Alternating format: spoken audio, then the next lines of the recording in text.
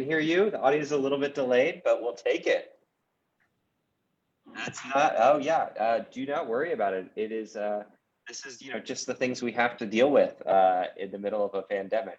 So do not worry about it at all. Again, thank you for being here and for sticking it out with us. To everyone watching on Facebook, we're about to go ahead and get started. So let me just get back to where I was. Do you mind, Mr. Kloiber? Before we begin, I'd like to go over a couple ground rules. So we're going to just go through a few questions. This isn't going to be terribly long. You'll have 90 seconds to answer each question. It will be broken up into a couple of different segments. The first segment is going to be a couple introductory questions so that our audience can get to know you a little bit better. The second section is going to be some questions that we received directly from the community.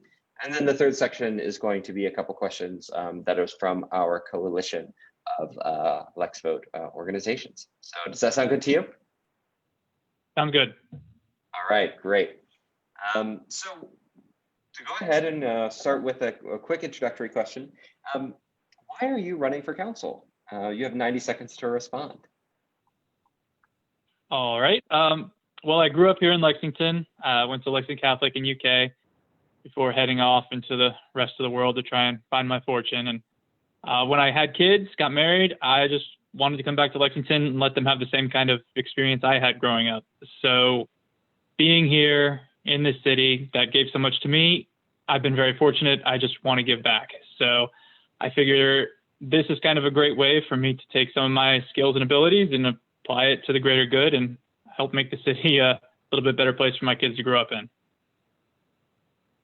Right. Thank you so much. I neglected to mention that I do have these very fancy signs that we've been using in debates and forums just to, make sure that everyone knows when they have a few, their time's running out. So if you see that flash up on my screen, you know what it is.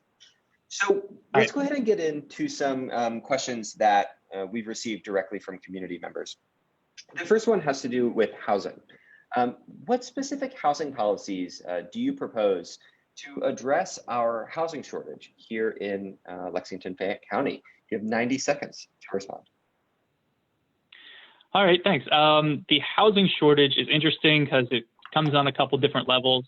One, there's just a shortage of housing, and there's more a shortage of affordable housing, with housing rates kind of going through the roof. So I think that in order to address that, it's a multi-tiered kind of problem, but one good way that we have already at our disposal is the Affordable Housing Fund. That's something that was started, I think, back in 2014.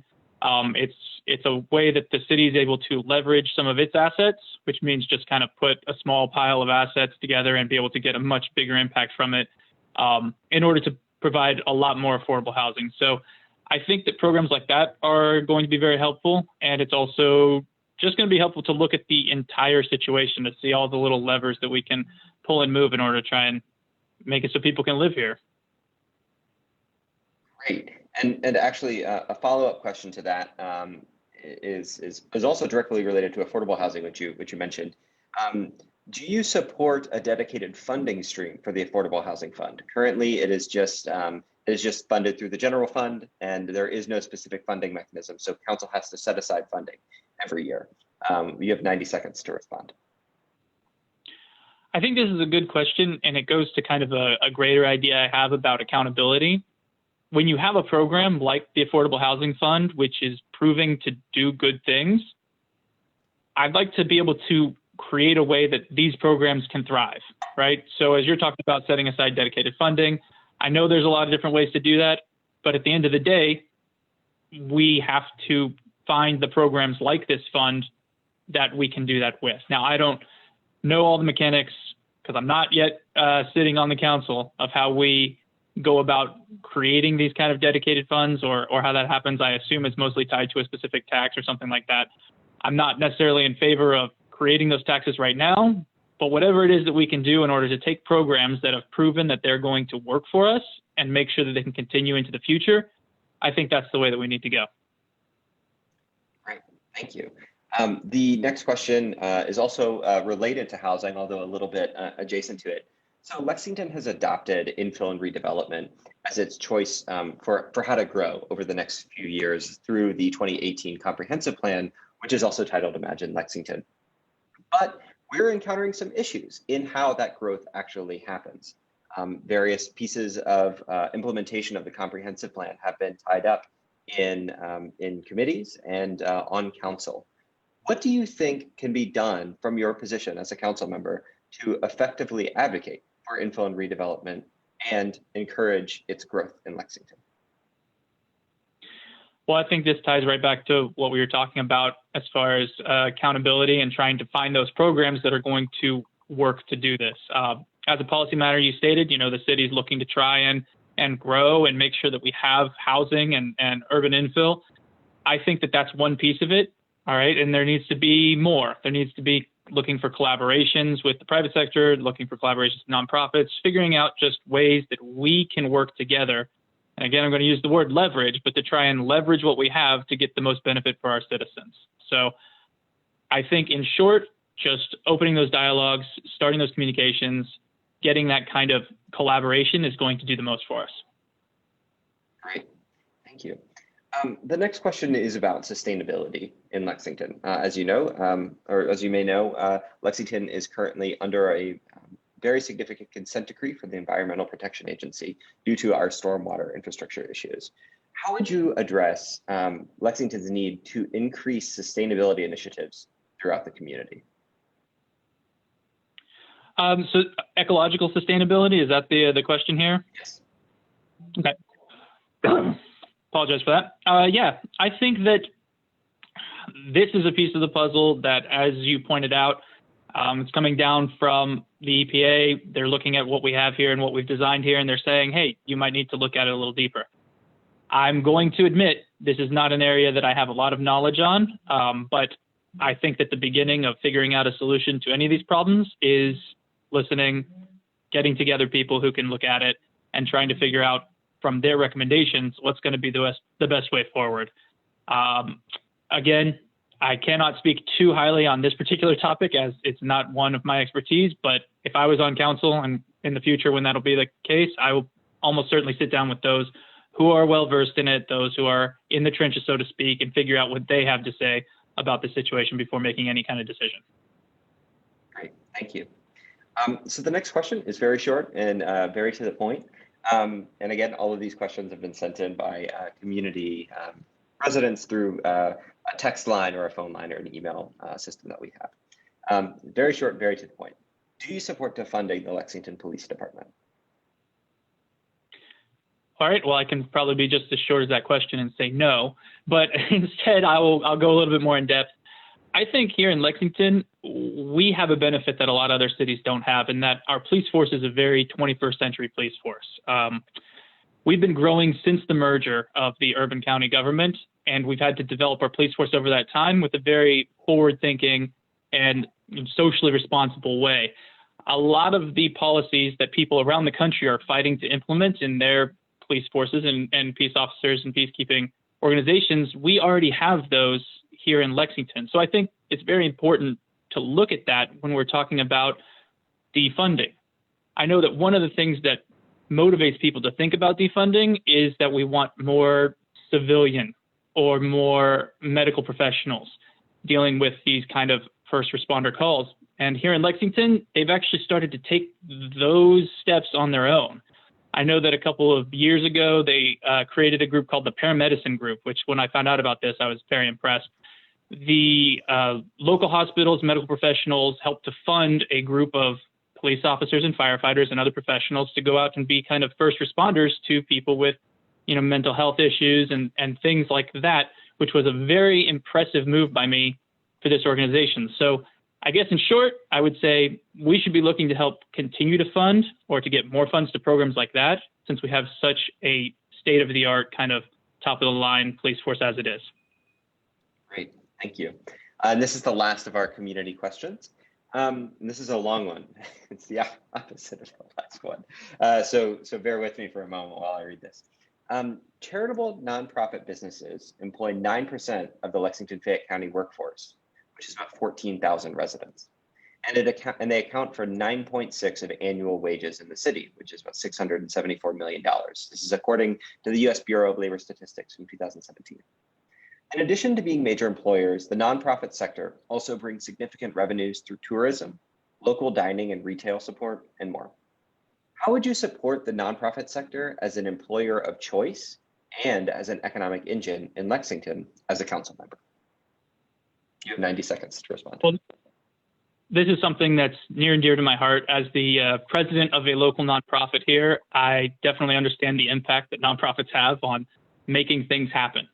So again, I'm going to go back to the accountability issue where we have to find those partnerships and those people that work the best with the city in order to enhance those collaborations and make sure that we can, get the money and get the resources where they're going to do the most good, be it from nonprofit or be it from the city itself.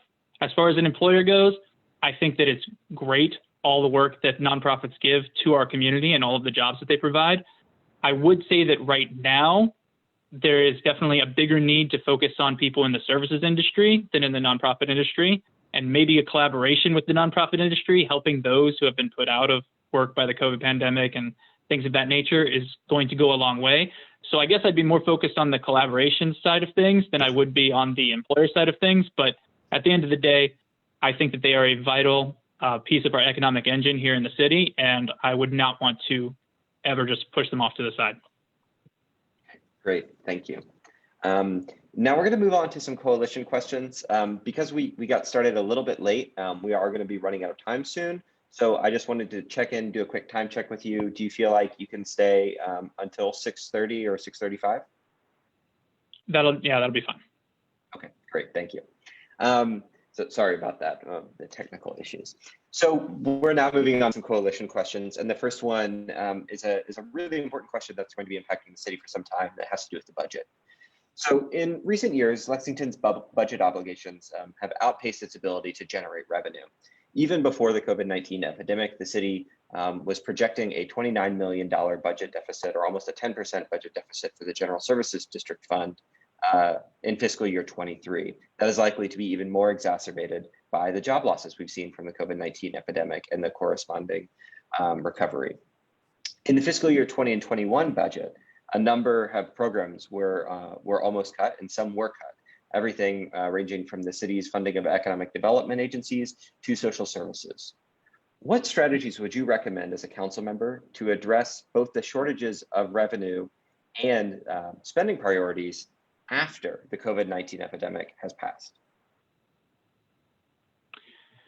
Okay, so I guess this is kind of a multi-part question here about how we're going to do things. As far as economically goes, I want to look at the books and I want to get really involved in it. And I have a lot of experience dealing with large scale investments. I want to see where it is that we are spending our money and what kind of benefit we're getting from it. So at the very highest level, before I can look at what specifics it is that we need to continue to fund or that we need to increase funding to or anything of that matter, I think we just need to figure out exactly where everything is going and if it's being done in the most efficient way possible.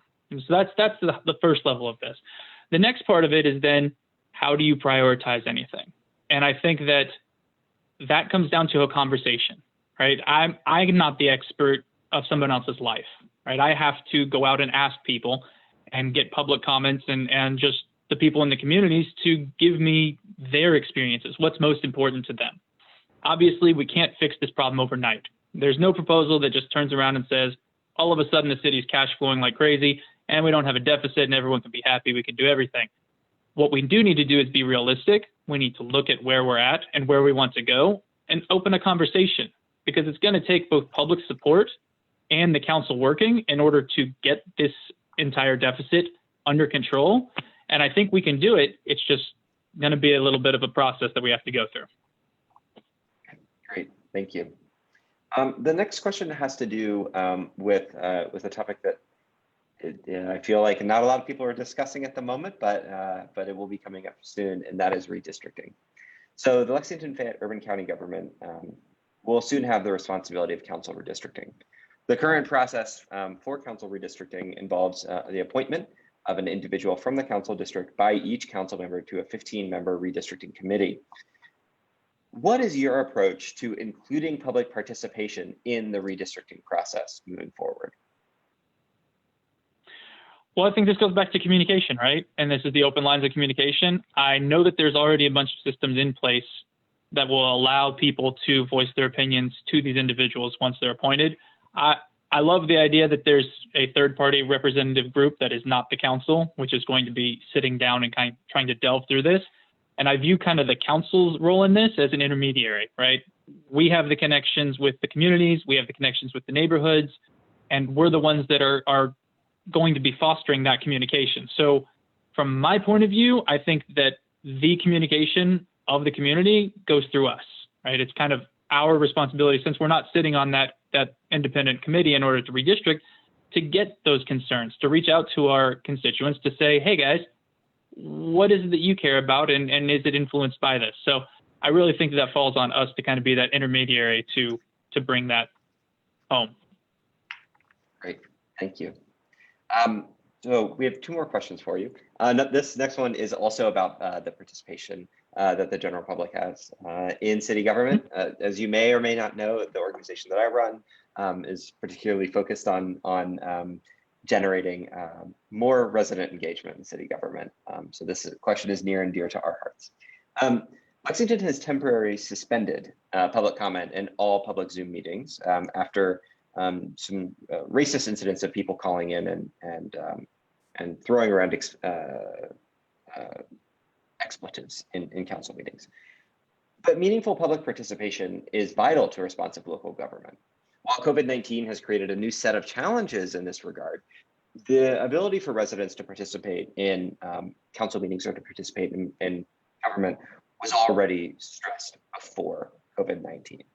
What strategies would you recommend to make ongoing public participation accessible for all inside city government, even after the COVID-19 epidemic has passed? All right, well, I am a huge supporter of the First Amendment, and I think public comment is a big way that we enact that here in our local community.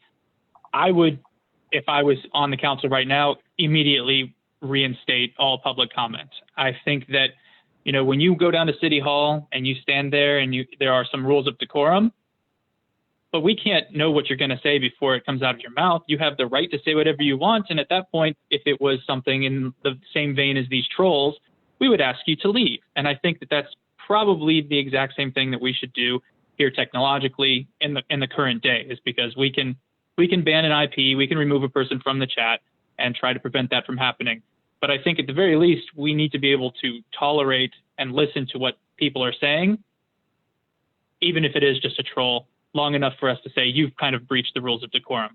Going forward, I would love to see multiple ways for people to participate. You know, I think we've had some really good things come from this with the Zoom meetings and everything. I mean, these specific technical difficulties aside, I mean, it happens, but we've had a really good chance to increase engagement through technological means. I think we should add some of that to our in-person meetings because, you know, for some people, it's a barrier just to get down there at the time when the meeting is happening. And I know it can be hard and difficult, and anything that we can do in order to make it so people can have their voices heard, I think that we should try to enhance that.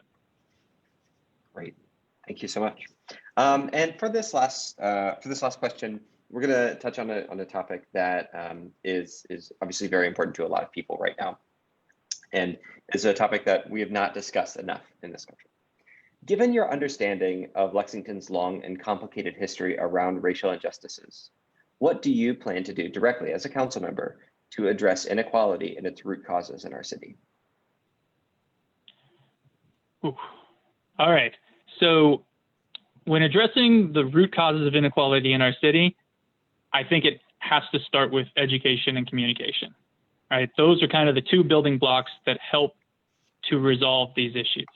Education helps with socioeconomic disparities, helps with just quality of life, and also understanding other people through education. Communication in the same kind of vein. I can't understand your life if we can't actually communicate. So policies that I would want to enact to try and further that, well, I know that the city council doesn't do a whole lot directly with the school district, because that's with the school board, but there can still be kind of collaborations that help to push people towards more education. We have a lot of programs that we work with nonprofits that help to increase the education of the populace. I think that the council should also be looking at how to further these lines of communication. So I guess just like these other questions, it kind of pulls back to the same kind of things. If we can increase the communication between people in our community and we can increase the education that's provided to everyone, I think that we can move together to a better place. Great. Thank you so much. So we've reached the end of our list of questions for the evening. And I want to thank you again for being here with us, and to all of the audience members that submitted questions through one of the multiple means that we had to submit our own version of public comment.